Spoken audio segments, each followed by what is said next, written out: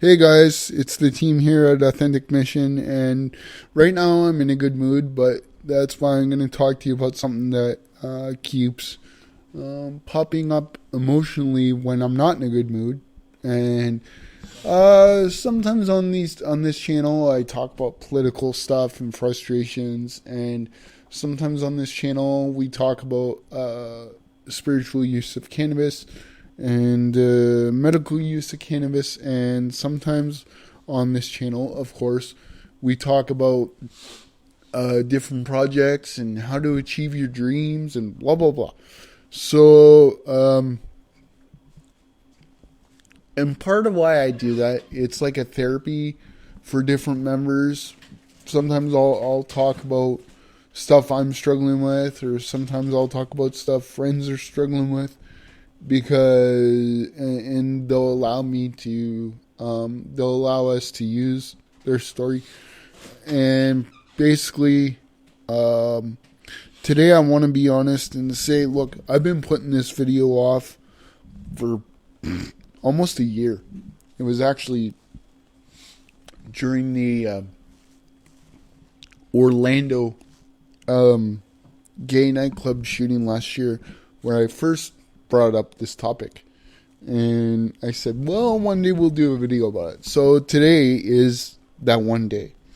And let me first say that, like, I believe in God. I believe in the spiritual energy, whatever you want to call him. I do believe Jesus was real. I do believe Jesus is the Son of God, and also God manifested in the flesh. But what really hit me through a loop last year, and I'm still frustrated, I'm still angry with it, is at one point last year I had someone very close to me pass away. Actually, maybe it was even longer than a year. But then I had some goals, some emotional, personal goals that were seeming like everything was going to fall into place, and I could finally see what kind of doors were going to be open and not be blocked by negative thinking and stuff. And then in the span of basically a month, there was 3 major changes going on in my life. There was a restructuring of the Authentic Mission team. There was the death of someone very close to me. There was a rock for a long time, which was my faith. And then all of a sudden, it's like my eyes were open to the true, how do I say it? The true, I don't know how to say it. The true way of churches in North America. Do I believe church is a good thing? Yes. Do I believe church can be like a family and a community? Yes. But when you sit there and you say, as a church community, a church family, that you are there for people struggling, and then you say that you are truly there for people who have goals, and then knowing their personal goals and spiritual goals, you bring faith. I'm trying to find a proper way to say everything. You bring faith down to money.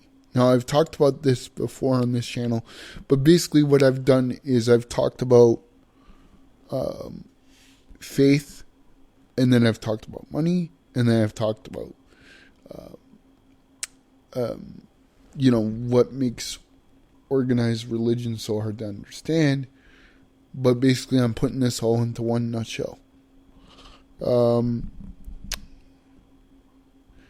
And part of what millennials or people in their 20s or 30s or even 50s are struggling with faith and church and organized religion is eventually, somehow, everything comes to money with organized religion, not with faith.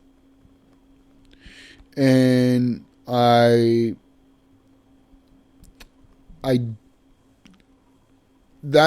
hurt me, because I've been very honest with people in my church community. And after that, I tried to go to another church, but I didn't want to go through the emotional struggle of getting to know other people in another church, and then all of a sudden being brought up to money again. And occasionally I've gone back to churches. I don't have a problem with the people. I don't. I have a problem with the politics behind church. And I guess you could say some of the politicians behind the church. I'm not going to get specific with names because this is not about bashing people. But the people in my church community knew my goals as a business, as a team, and as a person. Spiritual, personal, financial. And I thought, you don't need to be Oprah Winfrey to make a difference in the world. You don't need to be a celebrity to donate to a charity. So then I went to the politicians within the church, and I said, what can I do where I can find some sort of middle ground? And an opportunity opened up. I took that opportunity, and all of a sudden the puzzle pieces just started moving, just started not fitting the way they should have. And I'm not talking money, just after a couple months, something didn't feel right. I can't even still put my finger on it. But I sat there and I said, okay, well, no, it's a bump in the road. Whatever this is a bump in the road. And I need to trust these people. These are the politicians. There's another name for this all, but these are the politicians. They know what they're doing. Nothing bad would happen. They wouldn't intentionally mess with my goals here. Mess with my team. And at that point, I was reaching desperation, because I've been doing what I do in some form or another for a few years. Off, on, writer's block, no writer's block, trying to learn technology, not knowing enough about technology. Hence why I got a teammate that does most of my computer stuff. Because I don't know what the hell I'm doing. And I just know what I want for these videos to look like. I don't know how they get made. Like, I do, but I don't know how they do it. Yeah, if that makes any sense. So I was reaching a point with the team that I didn't want to lose the teammate I had at the time. So I thought, okay, well, I gotta put the art aside and put business first. That went south. And why, or at least a big portion of it, why, is the politicians within the church. I'm not going to name names, but it just, without going into all kinds of detail, it just felt very shady. And questions weren't getting answered. And even though these people knew my struggle financially, when I'm told that I can't do something within the church because I'm not giving 10% of my income to God, that's what made me do the video a while back on donating to church. You can find that video on this channel. Something just didn't feel right. And I'm sorry. Some people can say with my advocacy that I thrive on drama, but I don't. I didn't want to see the political side of the church. I saw people being told that what they weren't doing, what they were doing wasn't good enough. I saw people being hurt by the church family. Not physically, not mentally, but maybe, on some level mentally, but I'm not saying it was like name calling or abuse. It was just what you're, as a child in the church, or not a child literally, but as a spiritual child, when you're being told what you're doing isn't good enough. It's like being a little kid again, and nope, not good enough, not good enough, not good enough. And, so yeah, again, to that chip video I did a little while ago, I have a chip on my shoulder when it comes to faith. Because in the middle of all these big changes in my life that were going to happen, in the middle of going, when am I going to get my due for the team? When is all my dreams going to pay off? Do I put money first? Do I put art first? Do I put advocacy first? Do I, almost a year's worth of work was thrown down the drains because of politics. Not in terms of liberal and conservative. I'm talking in terms of church politics. And I was trying to deny a lot of things within myself because I was being told that, again,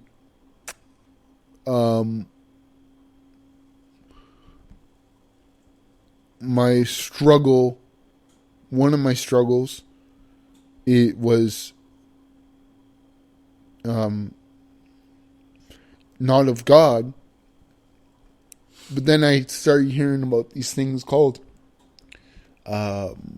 affirming churches, which is basically you're gay, oh well. And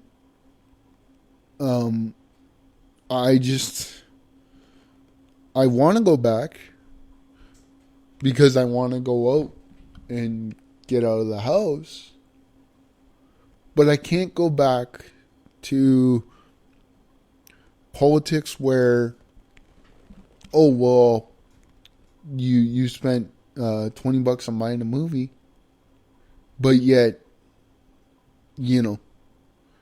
it's like, okay, well, would you rather me spend $20 on buying a movie or $20 on getting a case of beer and getting drunk? Like, drinking is not a huge problem for me. It's a little bit of a annoyance crutch, but it's not like I'm not an alcoholic. I do get frustrated being on a fixed income and sit there and go, I deserve it. Screw it, But again, that's part of why millennials struggle with faith, because a true church, I'm not going to sit there and say a church should totally tell you you're perfect in every way and there's no such thing, whatever. That's not what I'm saying. But they don't. You don't bring people in. You don't allow people to get baptized, start over again in faith, and I do believe in that. But you don't allow them to build up a chance. Then, when they think a little bit differently, not majorly, but a little bit differently, all of a sudden, no, that's got to be fixed. That's got to be, being gay has got to be prayed away. Okay, and, I've heard from the churches that, the non-affirming churches that, oh, well, being gay seems to be on the rise. Maybe it's just people being curious. But to sit there and say transgender is a new thing and being gay is a new thing, no, it's been going on for thousands of years. Otherwise, we wouldn't have movies like The Danish Girl and all that. That was back in the, 40s, 50s, maybe 60s. I don't know. I didn't see the movie. So you sit there and you see, as millennials, you sit there and you see so many churches, so many different religions, so many different ways of thinking, where the golden rule is the only one that should apply. Majorly, of course. That's why millennials aren't going to church as much. Because eventually stuff comes into money. And eventually, even though you're supposed to be a family, you're being told everything is wrong. And sometimes it's just like, maybe the millennials weren't brought up in a church going home. But I am hurting. Like, I do have a chip on my shoulder right now because I put my faith into the politicians of my church. I put business and trust into the politicians of my church. And somehow, things just took a turn. When I started asking questions, things just took a turn. Leave the gay part out of it. I was getting prayed over once in a while, and I did think, okay, maybe I'll be better now. But there needs to be better communication. I'm not going to quit my work. I'm not going to quit advocating. I'm not going to quit working with the great team I have. In my opinion, after years of anger within, God's finally answered a prayer for me. I finally have true friends, a true family, and I'm not even talking blood. Do I have blood family that I love and trust? Yes. But God finally answered a prayer, because I used to say to him, just give me a chance to see what the good side of things are like. And do I occasionally have blue days? Yeah. But to think that everything's going to be perfect 100% of the time is just bullshit. So I don't know. I'm hoping I find another church like to go out. But things just feel so different. And,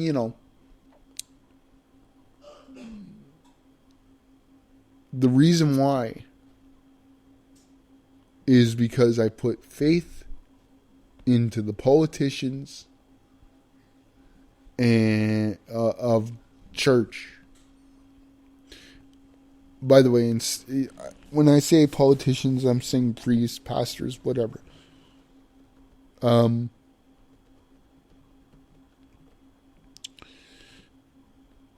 and they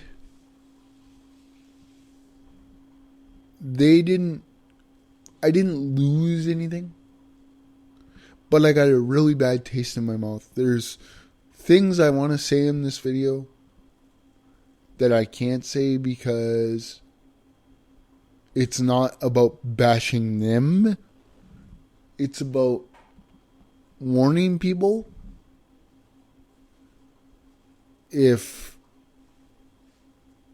a pastor or a priest or a rabbi or an imam or a whatever tries to bring you into a business and uses the guidance of quote unquote religion to make a difference and make money, get out of that vicinity. I don't know what I want to do with the information that I have, but because I don't want to shut down the church. It's not about that. But I just, it left such a bad taste in my mouth. Anyway, so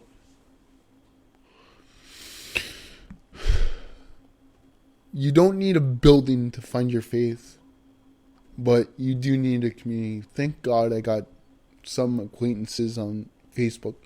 Sometimes I spend too much time on Facebook, but you know, we share things about faith and about struggle with mental health, and you know, Facebook can be good for that, but I wish I could tell you where to go if you're struggling like in your town for faith wise, but I'm just saying, don't let people use faith and religion the same, faith and money and religion as control tactics. Later.